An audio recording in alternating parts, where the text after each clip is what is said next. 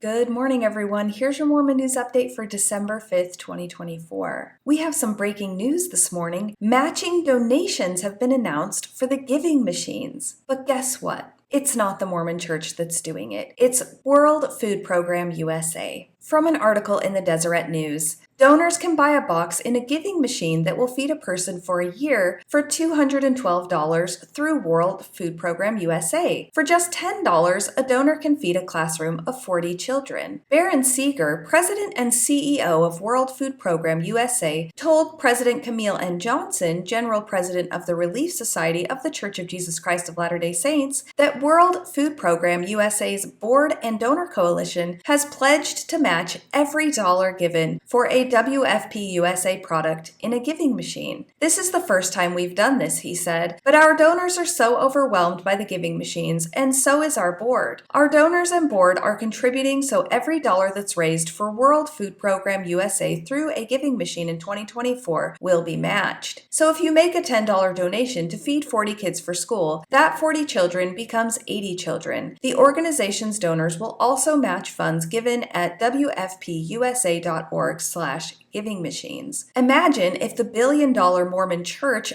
also offered that.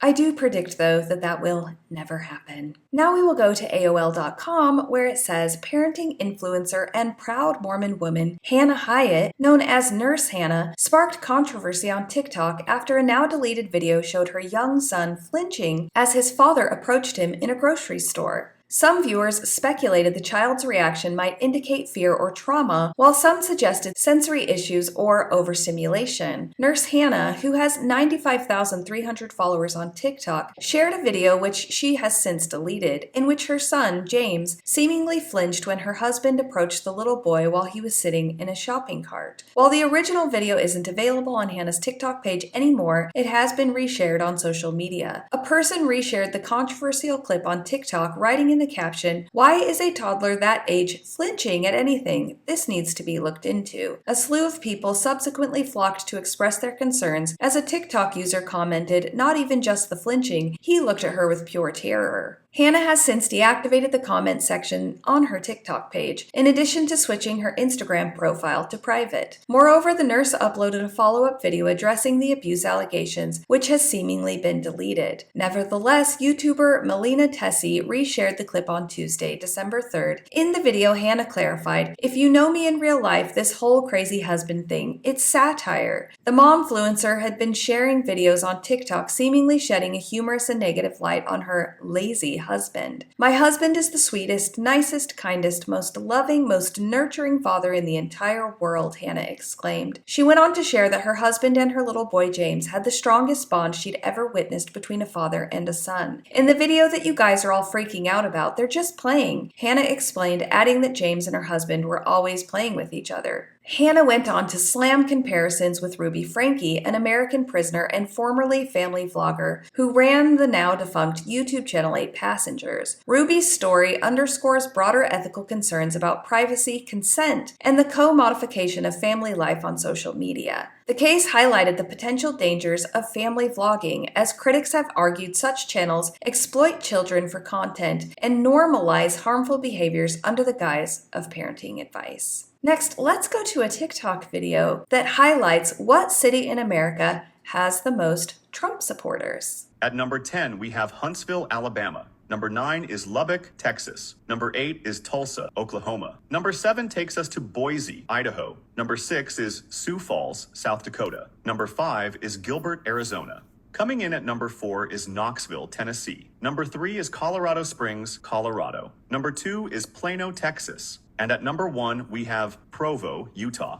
And now let's go to a seemingly contradictory article from the Washington Times that says illegal immigrants might have an unexpected ally amid the incoming Trump administration's expected crackdown. Mormons are balancing their respect for the law with compassion for immigrant communities, said Stephen Cranny, a data researcher and member of the Church of Jesus Christ of Latter-day Saints. If there were a mass deportation, a lot of Latter-day Saints in the United States would be gone. Jessica Larson, senior director of advocacy Advocacy at Mormon Women for Ethical Government, said the LDS Church doesn't waffle on its message of humane treatment for other human beings. Let me be clear, we do not support rounding up anyone you know. We do not support ICE rounding up people and putting them in any types of camps on the border, Ms. Larson told the Washington Times. The LDS Church, which has nearly 7 million U.S. members, has historically taken what it sees as a pragmatic and compassionate stance on immigration, calling for solutions that uphold family unity while respecting legal frameworks. The Church differs from evangelical Protestants on immigration despite holding similar views on other social issues like gay marriage and abortion. A recent study by American Enterprise Institute's Survey Center on American Life found the LDS Church was much less likely to view immigrants as burdens or to support harsh measures to deter illegal immigration. With only 6% of members agreeing that migrants should face increased danger crossing the border, the lowest among any faith group. Several LDS sources say the Church's own history of national ostracization is, in part, what animates its advocacy for immigrant causes. When we were driven out of the eastern United States, we came to what was then Mexico, ironically enough, the Utah Territory. When we came to Utah, it was technically Mexican territory, Mr. Cranny said. So occasionally in general conference talk, Mormon leaders will say, we were refugees too. In the same way, you know, that we were refugees and we were driven out. There's this sort of obligation to help other refugees. According to the 2022 Cooperative Election Survey, 61% of Latter-day Saints supported granting legal status to undocumented immigrants who meet certain criteria, including paying taxes and avoiding felony convictions. Among Republican Latter-day Saints, 52% backed this pathway to citizenship, the highest support among Republican religious groups. The Church's unofficial pro-immigration stance isn't without its internal challenges. While the Church advocates for compassion, some members struggle with the tension between doctrinal principles and legal realities. Some members have asked why undocumented immigrants can hold temple recommends,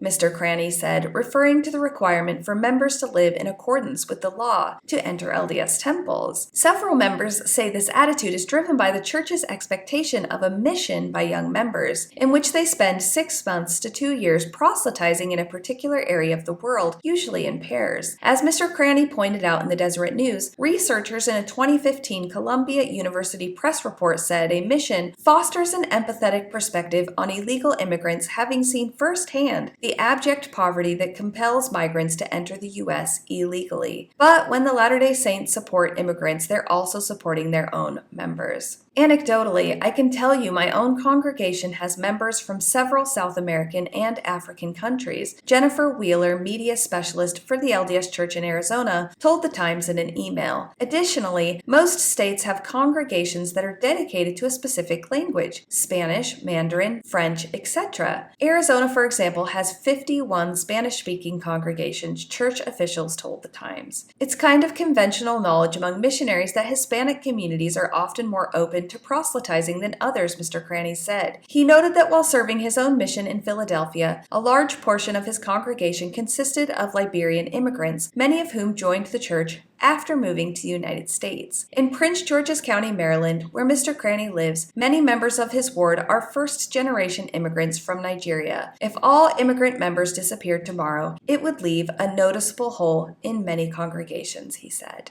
And now we will go to the Dallas News, where it says the battle between Fairview and the Church of Jesus Christ of Latter-day Saints, widely known as the Mormon Church, continued this week as a new compromised proposal for the McKinney, Texas temple went to the public for discussion. Comments from Fairview residents at Tuesday's town council meeting show the fight is far from over. While some were grateful the town negotiated the church's requested temple down, opposition in green Fairview United t-shirts expressed dissatisfaction with the concessions made under threat of a lawsuit from the church, according to town officials. I thought y'all were going to be a hero, not only for the residents of Fairview, but for others who have been trampled on by the LDS, said Fairview resident Alicia Keeney to the town council at Tuesday's meeting. Y'all were so fearful about a lawsuit. I say, bring it. After mediation, the council's next step was to hear public feedback. Fairview's town hall filled with close to 60 people Tuesday night to discuss the compromise, including members of the opposition group Fairview United, church representatives representatives and church members. Over an hour, more than a dozen spoke out against the proposed compromise. Church representatives did not speak publicly in the discussion. Many expressed concerns the structure is still too tall at 120 feet and asked why the church wouldn't consider building in a commercial area. Several people asked the council not to end negotiations at this settlement, which is non-binding. Residents also expressed concerns that allowing a tall building would set a precedent for other religious institutions to ignore the town's zoning laws in the name of religious freedom. If this was approved, does that become the new standard for the next church that comes in? Fairview resident Rick Dunham asked at the meeting. If we keep sliding the marker, pretty soon we no longer have ordinances that we can enforce. Some Fairview residents said they would not support the compromised plan through the next steps in the process. The church plans to return to the town's Planning and Zoning Committee in February. According to the settlement, the proposal would then return to the council for final approval, likely in March. We are grateful for the positive, productive discussions, including the council's thoughtful comments about the parties' respective positions, Melissa McNeely, communications director for the Church of Jesus Christ of Latter-day Saints in Dallas, said in a statement. We look forward to presenting a formal proposal in the coming months. Town attorney Clark McCoy said at Tuesday's meeting the church told town officials they would pursue legal action against Fairview, likely under the Federal Religious Land Use and Institutionalized Persons Act, which is meant to protect religious institutions from discrimination in zoning laws, or the Texas Religious Freedom and Restoration Act. In October, the town council announced a zoning defense fund to collect donations to protect from potential litigation from the church. Fairview Mayor Henry Lesnar emphasized at the meeting it's not the religion the council has taken issue with, it's the size of the proposed building. Mayor Pro Tem John Hubbard said at Tuesday's meeting the church is using religious freedom laws as a sword instead of a shield. There's a lot to lose in a legal battle with the church, he said, one of the wealthiest religious institutions in the world. Legal fees could cost millions of dollars, which would come from the town's reserves, according to town officials. The town may have to cut services or damage their credit to pay, officials said. McCoy said if the town lost such a lawsuit, a judge could order them to accept the church's original temple design. One of the concerns that we all struggled with was, would we be good stewards of the town's money if we went to court? Hubbard asked at the meeting. Some said a lawsuit is worth it to stand up to the church and protect the town's zoning laws. We need to defend ourselves against this Goliath, Fairview resident Richard Heavey said at Tuesday's meeting. We have rules. They need to live by them. We do. They need to. And if they don't like it, we'll go to court. I think we can win. The town council did not take any action Tuesday night, but expects to hear the church's new proposal in the spring. Lesnar said after the meeting the negotiation is just the first inning. He hopes the church leaders heard residents' concerns and will keep them in mind when they come to the town's Planning and Zoning Committee next year. To be good neighbors, they need to come in and do something that's acceptable to the town without us operating under the threat of a major lawsuit, Lesnar said. I don't think it's over yet. It's kind of in their court to make a change. We will see.